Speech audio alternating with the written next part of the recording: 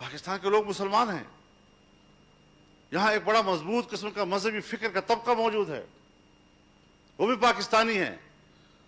ان کی بھی احساسات ہیں.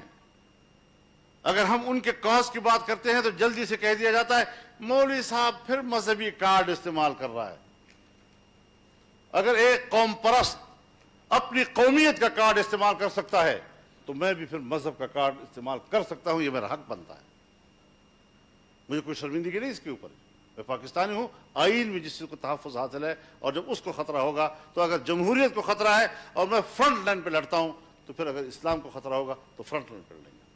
آج اگر ہم نے فیصلے کرنے ہیں تو پھر بھرپور فیصلے کرنے ہیں. اگر ہم نے کوئی ڈھیلے ڈالے فیصلے کیے, روایتی قسم کے فیصلے کیے, ابھی مارچ آ رہا ہے. اگر مارچ میں سینٹ کا الیکشن ہو جاتا ہے تو پارلیمنٹ کا ایک حصہ ان جعلی لوگوں کے ہاتھ میں آ جائے گا. لہذا ہم بڑی صراحت کے ساتھ کہنا چاہتے ہیں کہ آج ہی فیصلہ کریں کہ ہم اسمبلیوں سے مستعفی ہوں گے. اگر ہم انہی اسمبلیوں میں بیٹھے ہوئے ہیں جہاں ہماری توقیر کا یہ عالم ہے, جہاں کوئی کارکردگی نہیں ہے, تو پھر میں نہیں سمجھتا کہ ہم اپنے مقصد کے لیے جو شفاف الیکشن کا مقصد ہے اس کے لیے کوئی کردار ادا کر سکیں گے. پاکستان اول ہے ہمارے لیے, اس کی بقا اول ہے ہمارے لیے, باعزت بقا اس کے اول ہے ہمارے لیے, اور وہاں پر جو آئین ہے آئین کے مطابق ہمارا نظام چلنا چاہیے. تو ان حوالوں سے بھی ہمیں اپنے مضبوط موقف کی طرف جانا ہوگا. اور حالت تو ہماری یہ ہے کہ ہم ملینز اجتماعات کرتے ہیں لیکن میڈیا کو اتنا کمزور کر دیا گیا ہے, اتنا مقید کر دیا گیا ہے کہ وہ ہمارے لاکھوں کے اجتماعات اور ہمارے تقریریں جو ہیں وہ اپنے چینلوں پہ دکھانے کے قابل نہیں رہے. ان کو روکا جاتا ہے باقاعدہ اور وہ رک جاتے ہیں. ہمیں میڈیا سے شکوہ اپنی جگہ پر, لیکن ہمیں میڈیا کی مظلومیت کو بھی سامنے رکھنا چاہیے اور ان کی آزادی کے لیے بھی ہمیں ایک مضبوط موقف لینا چاہیے. میرے خیال میں حکومت تو ہماری آواز کو پبلک میں لے جانے سے روکتی ہے, لیکن آج اے پی سی نے بھی ہماری تقریر کو باہر جانے سے روک دیا ہے. تو ہم پیپلز پارٹی سے اور ان کے منتظمین سے اس پر اپنا احتجاج نوٹ کراتے ہیں. اب بنیادی بات یہ ہے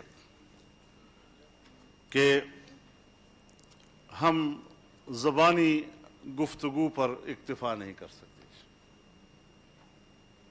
کہ آپ ہمیں کہیں کہ جی ہم اب لڑیں گے اور پیچھے نہیں ہٹیں گے, اور یہ آپ پیچھے بہت ہٹ چکے ہیں اور 2 سالوں میں ان کی بقا کا سبب آپ بنے ہیں. اب باقاعدہ لکھ کر طے کرنا ہوگا تاکہ پبلک کے سامنے ہم یہ ساری چیزیں لے جا سکیں کہ یہ کمٹمنٹ ہے, اور کوئی اس سے پیچھے ہٹتا ہے تو اس کو پھر قومی مجرم تصور کیا جائے. مذاق تو نہیں ہے آخر کہ ہم اتنی بڑی بڑی باتیں کر رہے ہیں اور اس کے بعد پھر ہم کمپرومائز کی طرف چلے جاتے ہیں. کمپرومائز کا راستہ بند.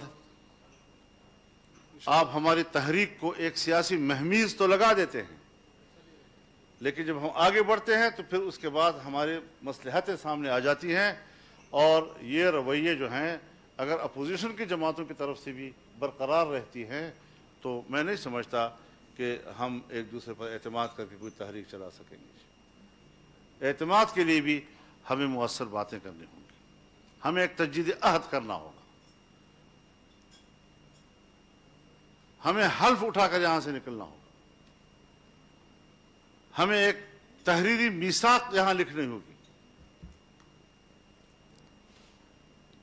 اگر ہم چاہتے ہیں ہمارا ایک باقاعدہ تنظیمی ڈھانچہ ہونا چاہیے. ہمارے اس اپوزیشن کا باقاعدہ ایک نام ہونا چاہیے. ہمیں ہر طرح کے سرکاری تقریبات کا بائیکاٹ کر لینا چاہیے, چاہے کتنے بھی بڑے ملک کا سپر پاور کا مہمان یہاں آئے.